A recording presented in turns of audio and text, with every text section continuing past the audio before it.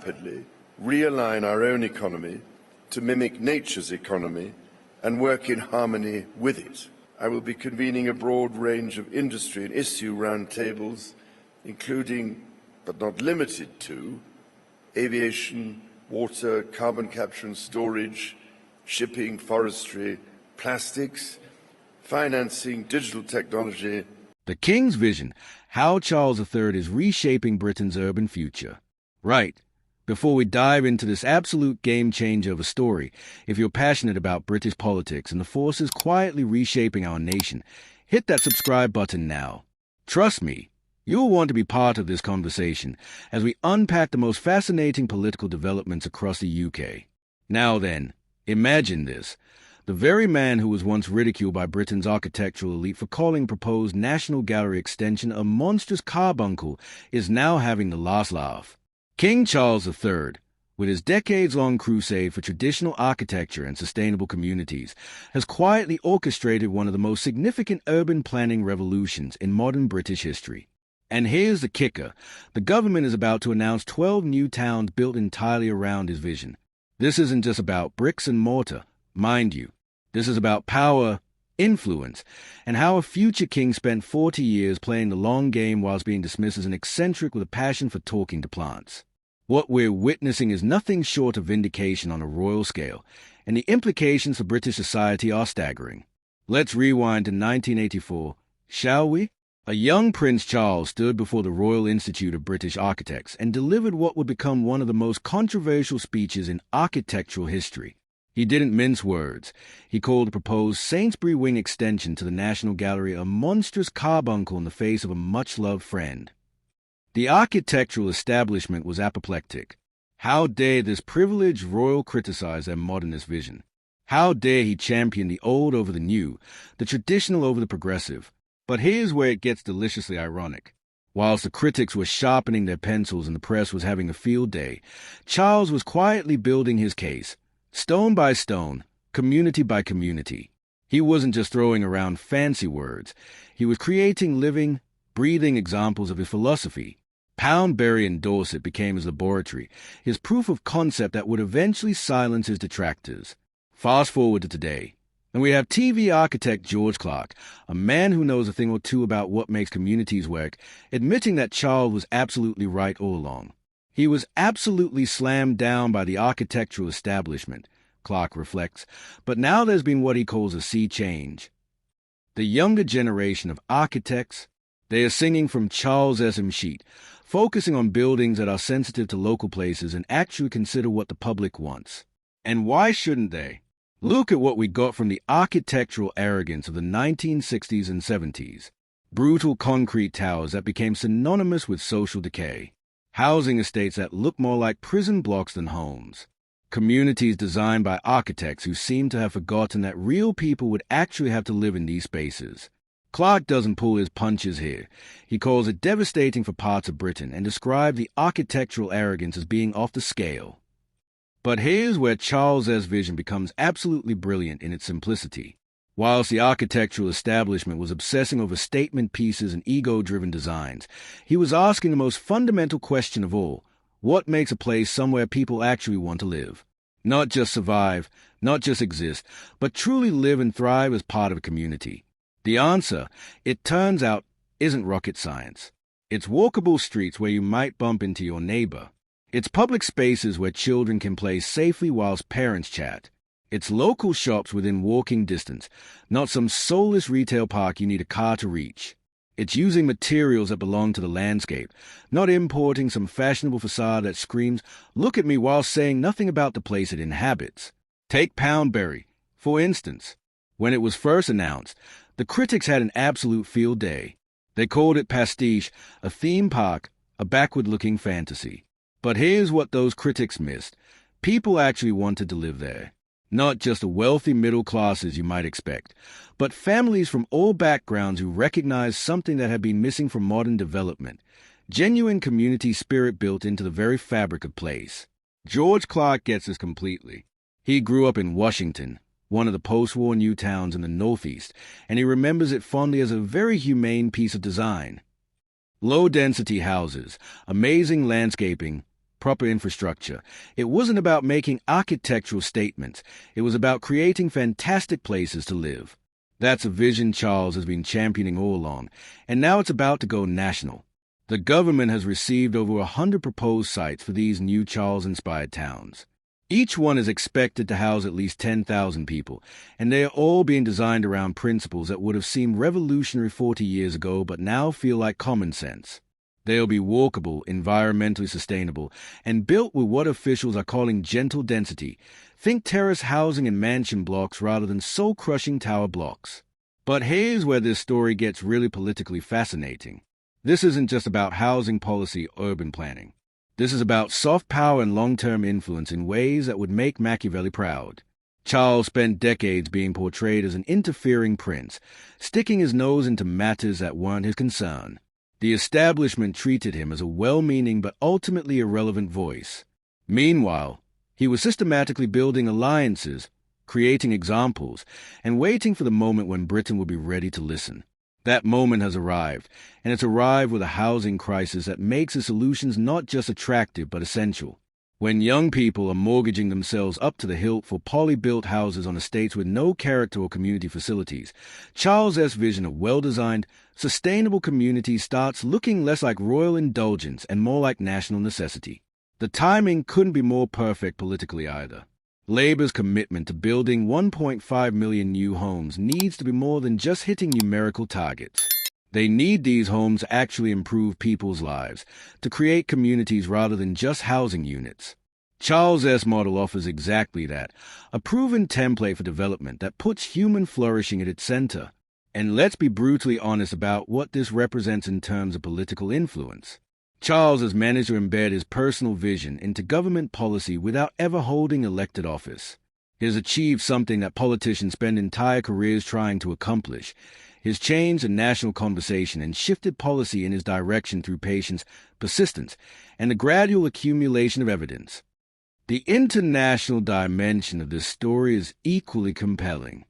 At the recent King's Foundation event at Hatfield House, we heard from Robert Davis, founder of Seaside, Florida, the place where they filmed The Truman Show.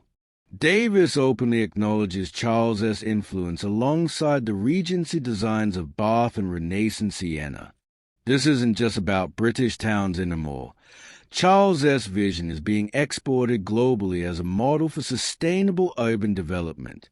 Then there's Jim Brainerd, mayor of Carmel, Indiana, who makes a political case even more explicitly. He talks about how town planning becomes crucial in addressing social fragmentation, something that resonates powerfully in our increasingly polarized political landscape. It's so important for people of different backgrounds, different faiths, different races, different religions, to have a place to come together, he argues. This is Charles' vision made manifest. Architecture and planning as tools for social cohesion rather than division. What's particularly striking is how this validates Charles' long-held belief in harmony, not just with nature, but between different elements of society. His new towns aren't about creating exclusive enclaves for the wealthy. They're about mixed communities where social housing sits alongside private homes, where different generations and background can interact naturally through the simple act of living in well-designed spaces. The Housing Ministry officials' language at the King's Foundation event is telling too. They talk about turning housing into homes and sites into communities, language that could have come directly from one of Charles' speeches decades ago. The fact that civil servants are now speaking his language shows just how thoroughly his ideas have penetrated government thinking. But let's not forget the sheer audacity of what Charles has achieved here. His taken on one of the most established, arrogant professional elites in Britain, the architectural establishment, and his won, not through political pressure or royal prerogative, but by being consistently right about what makes communities work.